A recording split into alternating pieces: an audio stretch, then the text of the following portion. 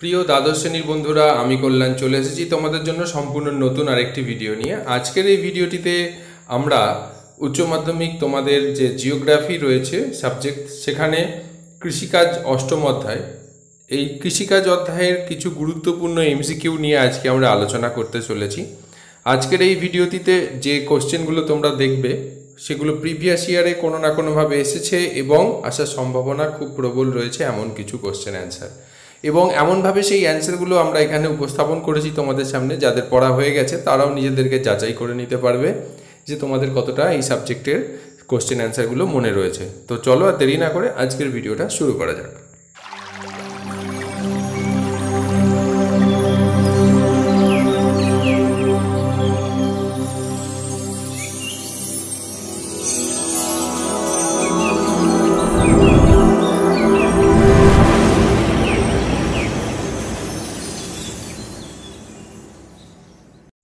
প্রথম যে প্রশ্নটি রয়েছে সেটি হচ্ছে ট্রাক ফার্মিং কথাটি যে দেশে বহুল প্রচলিত তা হলো।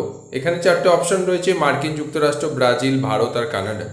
এখানে সঠিক উত্তর কোনটা হবে সেটা নিশ্চয়ই তোমরা দিতে পারছো, আর যারা পারছো না তারা দেখে নাও। চলো সঠিক উত্তর দেখে নিই, মার্কিন যুক্তরাষ্ট্র। পরের 2 নম্বর প্রশ্ন রয়েছে: যিনি প্রথম শস্য সমন্বয় ধারণাটির অবতারণা করেন তার নাম কি? ওয়েবার, ভন থুনেন, উইভার আর জিমারম্যান। এখানে সঠিক উত্তর কোনটা হবে আমরা দেখে নিই। চলো, উইভার হবে সঠিক উত্তর। 3 নম্বর প্রশ্নটি রয়েছে: ভারতের দুগ্ধ মানব কাকে বলা হয়? Doctor M S. Swaminathan, Verghese Kurien, Norman Borlaug আর হচ্ছে ডক্টর অরূপ কৃষ্ণন। এখানে সঠিক উত্তর কোনটা হবে? হ্যাঁ, ঠিকই বলেছো, সঠিক উত্তর ভার্গিস কুরিয়েন। পরের প্রশ্ন যেটা সেটা দেখবো আমরা। 4 নম্বর প্রশ্নটি রয়েছে: ভারতের নীল বিপ্লব যে উৎপাদনের সাথে জড়িত তা হলো। এখানে কোনটাকে নীল বিপ্লব বলা হয়? দুধ, মাংস, ডিম আর মাছ, কোন উৎপাদনটা বাড়লে সেটাকে নীল বিপ্লব বলে? সঠিক উত্তর হচ্ছে অপশন ডি, মাছ। আচ্ছা বন্ধুরা, শ্বেত বিপ্লব কাকে বলে কমেন্ট সেকশনে জানাও। চলো পরের প্রশ্ন দেখি। শ্বেত বিপ্লবের জনক নামে পরিচিত ছিলেন কে? ভার্গিস কুরিয়েন, হীরালাল চৌধুরী, অমর্ত্য সেন আর বোরলগ। সঠিক উত্তর কোনটা হবে? চলো দেখে নেওয়া যাক। সঠিক উত্তর অপশন এ, ভার্গিস কুরিয়েন। পরের প্রশ্ন যেটা রয়েছে: সবুজ বিপ্লব কথাটি সর্বপ্রথম কে ব্যবহার করেন?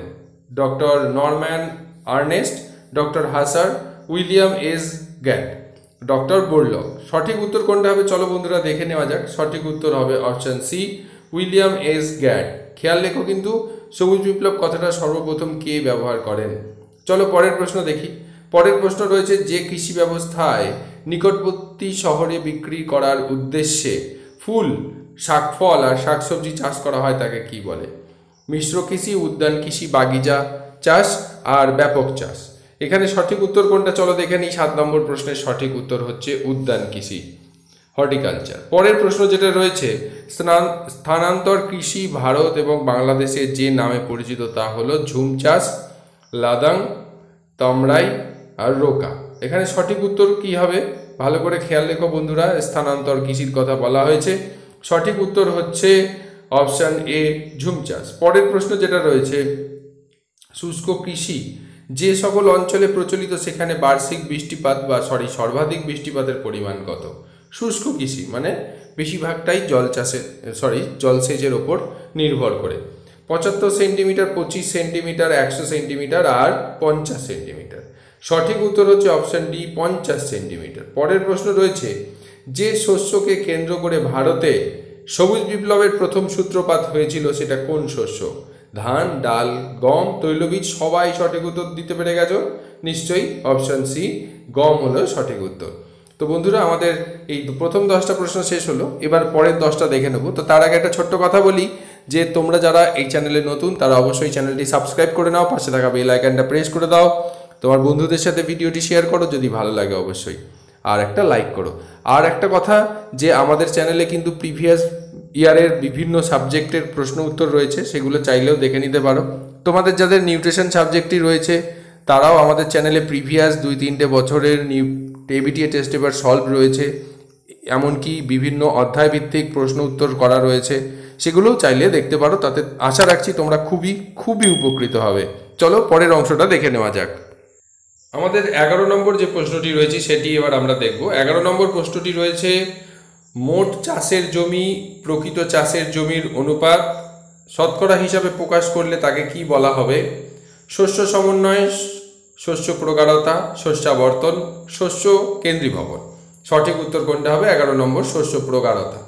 বন্ধুরা, এখানে যদি প্রশ্নটা ঘুরিয়ে আসে যে শস্য প্রগাঢ়তা কাকে বলে, প্রশ্নটাকে উত্তর হিসাবে ব্যবহার করবে। চলো পরের প্রশ্নটা দেখি।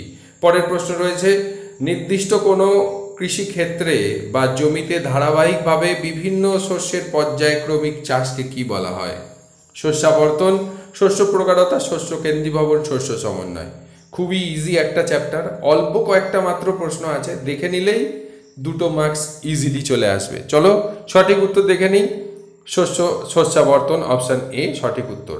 13 নম্বর প্রশ্নটি রয়েছে, কেরালায় স্থানান্তর কৃষির স্থানীয় নাম কি? পুনম, ধাপ চাষ, মিল্পা, তামরাই। সঠিক উত্তর কোনটা হবে? যারা দিতে পারছো না অবশ্যই মনে রাখো, অপশান এ পুনম। পরের প্রশ্ন রয়েছে 14 নম্বরে, শ্রীলঙ্কায় যে ফসলটি লিভিং ফার্মেসি নামে পরিচিত তা কোনটা? খেজুর, সূর্যমুখী, ডাব আর চা। বহুল স্টুডেন্ট তোমরা সকলেই জানো, অবশ্যই যারা জানো না তারা জেনে রাখো, খুব ভালো ফসল, সেটা হচ্ছে ডাব। এই ফলটিকেই বলা হয় শ্রীলঙ্কার লিভিং ফার্মেসি। পরের প্রশ্ন, এর গুণাগুণের কারণে এই ডাবকে বলা হয় লিভিং ফার্মেসি। পরের প্রশ্ন যেটা রয়েছে, চীনের যে প্রদেশটি ধানের আধার নামে পরিচিত বা ধানের গোলা, সেটা কোন প্রদেশ? হুবেই, হুনান, ইউনান আর সিচুয়ান। এখানে সঠিক উত্তর কোনটা? সঠিক উত্তর হলো হুনান, অপশন বি। পরের প্রশ্ন, বন্ধুরা এই প্রসঙ্গে বলি, ভারতের বা আমাদের পশ্চিমবঙ্গের ধানের গোলা কাকে বলে? দেখি কেমন মনে আসে, কমেন্ট সেকশনে জানাও। চলো পরের প্রশ্ন দেখি, আঙুরের চাষ কি নামে পরিচিত? Pomiculture, viticulture, sericulture, olericulture. এখানে সঠিক উত্তর কি হবে? Option B, viticulture. আঙুরের চাষকে বলা হয়ে থাকে। আচ্ছা বন্ধুরা, রেশম মথের চাষকে কি বলা হয়? মৌমাছির চাষকে কি বলা হয়? এগুলো জানা থাকলে অবশ্যই জানাও কমেন্ট সেকশনে, মানে মধু উৎপাদন। পরের প্রশ্ন রয়েছে 17 নম্বরে, যেটা দেখবো সেটা, মিলেট জাতীয় শস্য যে কৃষি পদ্ধতির প্রধান ফসল, সেটা কোন ধরনের কৃষি? শুষ্ক, স্থানান্তর, প্রথাগত না সেচন? এখানে সঠিক উত্তর অপশান এ, শুষ্ক কৃষি। মিলেট জাতীয় শস্য কোন কোন শস্যকে বলা হয়? 3টে শস্যকে একসাথে বলা হয় মিলেট। সেই 3টে শস্য কি কি? কমেন্ট সেকশনে জানাও। পরের প্রশ্ন রয়েছে, ভারতের প্রধান চীনা বাদাম উৎপাদনকারী রাজ্য কোনটি? মহারাষ্ট্র, কাশ্মীর, কেরল, গুজরাট। সঠিক উত্তর হলো অপশান ডি, গুজরাট। 19 নম্বর প্রশ্ন যেটা রয়েছে সেটা দেখব। 19 নম্বর প্রশ্ন রয়েছে, নরম রাবারকে শক্ত, দৃঢ়, মজবুত রাবারে পরিণত করার পদ্ধতিকে কি বলা হয়? ভালোরাইজেশন, লুরিকালচার, ভ্যালকানাইজেশন, ভেন্টিলাইজেশন। সঠিক উত্তর কোনটা? চলো দেখে নিই। ভ্যালকানাইজেশন, অপশান সি সঠিক উত্তর। পরের প্রশ্ন, লাস্ট প্রশ্ন, ভারতে হেক্টর প্রতি ধান উৎপাদনে সর্বাধিক কোন রাজ্য? উত্তরপ্রদেশ, মধ্যপ্রদেশ, গুজরাট আর পাঞ্জাব। সঠিক উত্তর কোনটা হবে? Option D, Punjab. তো বন্ধুরা, আমাদের এখানেই শেষ হয়ে গেল 20টি প্রশ্নের উত্তর।